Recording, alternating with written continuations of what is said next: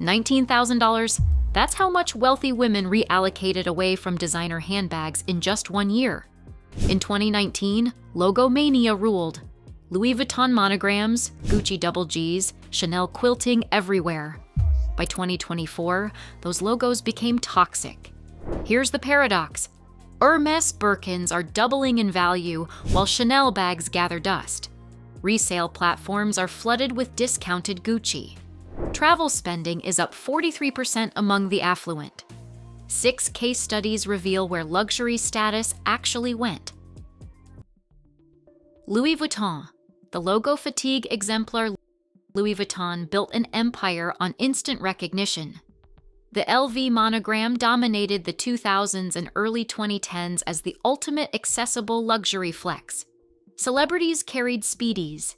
Influencers posted Neverfull totes. The brand symbolized, "I made it." Then ubiquity killed exclusivity.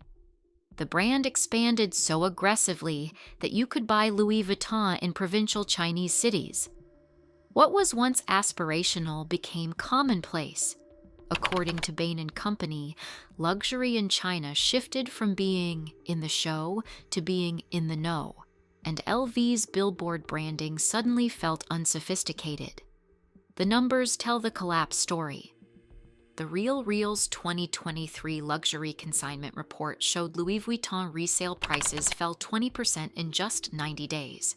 LVMH reported a 5% organic revenue decline in its fashion and leather goods division for Q3 2024, the worst performance since 2009. Meanwhile, the Speedy 30 increased 100% in price between 2019 and 2024, from around $1,000 to over $2,000, without any perceived added value. Wealthy women didn't stop spending. They just stopped spending on logos everyone could recognize. It's the overplayed song effect, once everywhere, now exhausting. The $19,000 annual difference went somewhere else entirely. Gucci, the oversaturation spiral. Gucci under Alessandro Michele, 2015-2022, was a cultural phenomenon. The maximalist aesthetic reinvigorated the brand. The Gigi Marmont became the it bag of Instagram culture. For 5 years, Gucci represented fun, bold luxury, a rebellion against minimalism. But Instagram also became the problem. Aggressive influencer partnerships made Gucci feel less like a rival and more like aspiration. The double G logo appeared on everything from $300 belt bags to $3,000 shoulder bags. When your brand is accessible at multiple price points, the top tier loses mystique. The data reflects the reckoning. Gucci resale prices dropped 17% in the same 90-day period that crushed Louis Vuitton. The Gigi Marmont saw a 75% price increase from 2019 to 2024 while brand cachet plummeted. Leather goods still represented 50% of Gucci's turnover in 2024, but Kering Group's struggles signal deeper issues. The brand acknowledged the problem. The transition to Sabato de Sarno's pared-down aesthetic represents a retreat from logo maximalism. Gucci even launched Endless Narratives, combining cultural experiences with product, trying to rebuild what oversaturation destroyed. Wealthy consumers shifted their Gucci budgets to high jewelry instead, because 59% of high-net-worth women now cite designer jewelry as their top success symbol, not handbags. The general handbag category, the bigger picture. This isn't just about Louis Vuitton or Gucci. The entire designer handbag category is experiencing an identity crisis. Between 2010 and 2022, handbags were the primary status symbol for wealthy women. They represented achievement, success, membership in elite circles. You didn't need fashion expertise to recognize a Chanel flap or a Birkin. They were easy-to-read status markers. Then the pandemic-era luxury binge created market saturation and purchase fatigue. HBO Succession changed everything in 2023. The show popularized quiet luxury, logoless clothing, understated elegance, if you know, sophistication. Suddenly, loud branding looked nouveau riche. Economic uncertainty made 10,000 Plazawawa handbags feel frivolous compared to experiences. Social media made dupes and fakes too prevalent, diluting brand prestige. According to luxury market reports, 2024 became the worst year for luxury sales since the 2008 financial crisis, despite there being no recession. Handbag resale markets showed demand softness throughout late 2024. Even Chanel, with its 91% price increase on the 2.55 bag between 2019 and 2024, saw resale prices fall 9%. The category didn't die, it migrated. The real story emerges. Here's what's actually happening.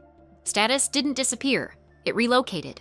High net worth individuals increased their annual travel spending from $44,000 in 2023 to $63,000 in 2024, a 43% jump. Jewelry spending rose from $22,000 to $30,000, up 36%. Meanwhile, designer clothing and accessories spending dropped from $49,000 to $30,000. That's the $19,000 reallocation. According to McKinsey's State of Fashion report, 75% of luxury consumers now prioritize experiences over material goods. Travel, fine dining, exclusive events. These became more valuable than handbags. The resale market can't compete with memories. Hermès, the exception that proves the rule. While other brands collapse, Hermès is thriving. The French house posted 21% revenue growth in 2023 and 18% growth in Q4 2024, while competitors hemorrhaged sales. Birkin and Kelly bags sell on the secondary market for 3x their retail price. Some Birkins doubled in value in just 5 years. What makes Hermès immune? 3 pillars: scarcity, appreciation, connoisseurship. Each Birkin is handcrafted by a single artisan over 18 to 24 hours, using 680 stitches and 36 pieces of leather. The brand limits production deliberately.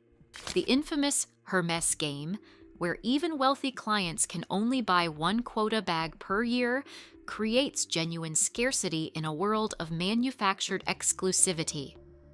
Unlike Louis Vuitton or Gucci, Hermès bags appreciate. A black Togo 30 Birkin can double in value in 5 years. The Mini Kelly holds resale values between $28,000, $33,000, despite retail increases. These aren't handbags, they're asset class investments. The brand represents what wealthy women now demand: quiet prestige, craftsmanship over logos, investment-grade quality. Ultra-high net worth women now account for 70% of luxury watch and jewelry owners, the same connoisseur mindset driving Hermès demand. This is status evolution, not extinction. Hermès shows where luxury status actually went: to brands offering scarcity you can't fake, appreciation you can track, and craftsmanship you can feel. The experience economy, where the money actually went. The luxury travel industry is experiencing explosive growth while handbag sales crater. Virtuoso's 2024 survey revealed that 71% of solo travelers are now women, with affluent female travelers pioneering trends like wander women and wellness tourism. These aren't vacations, they're transformative experiences. Wellness tourism is projected to grow 16.6% annually, reaching $1.6 trillion by 2027. Wealthy women are booking silver bullet wellness programs, personalized longevity plans in Switzerland and Thailand. They're hiring film crews for Memoirs in Motion to document travels. They're embracing fuck it lists, spontaneous luxury adventures like tagging hammerhead sharks in Costa Rica or attending psychedelic ceremonies. The new status flex? Passport stamps over monograms. Exclusive experiences over Instagram-able bags. According to Visa's analysis, This segment accounts for 25% of all global travel spending despite representing a tiny population percentage. They're choosing authenticity, immersion, and personal transformation over material accumulation. It's investment rotation. The same wealth, just deployed where it creates memories instead of depreciation. The investment pivot. Watches and jewelry take over. While handbag budgets shrink, watch and jewelry spending is exploding among wealthy women.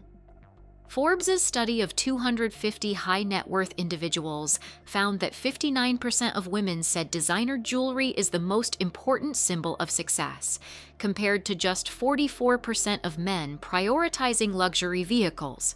This isn't random, it's strategic. Jewelry and watches appreciate. Handbags, except Hermès, depreciate. A Cartier tank or Rolex Datejust holds value. A 3-year-old Gucci Marmont?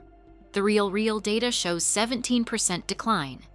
Jewelry and watches were the most requested category by female members between 2018-2023, with status, exclusivity, and service as key purchase drivers.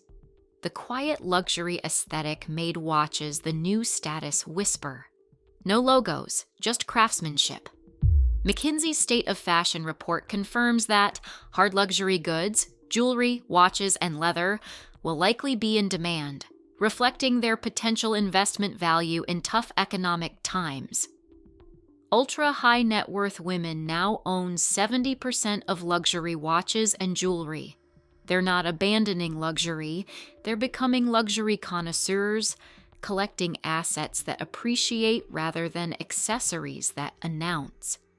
From depreciating bags to appreciating timepieces. That's the new luxury language. Permanent shift or passing trend. Hybrid trajectory. The behavioral shift is permanent. Brand recovery is possible. This isn't a cyclical trend.